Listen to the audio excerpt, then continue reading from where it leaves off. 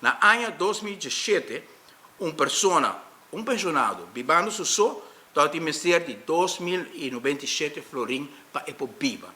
Aue é pensionado é investir de 2.600 florim. Que men 600 florim mais, bo a quita de pensionado, anto para donar 20 florim, anto para também pensar que o MEP a cumprir com o pensionado não. Está estrangular nos pensionados não. Se você mira, que é bastante mínimo para duas pessoas, dus um pensionado tá pareja, e tal tá 3.145 florim e saque a beira 3.900 florim.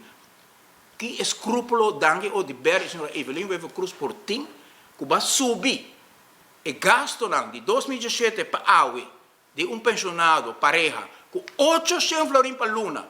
Então pode bira dona não fim aí 30 florim hari com não ibisa não que bahasa compensação justo e saque tá em mesma situação e se algo que me apta hobby bonde tá consistência.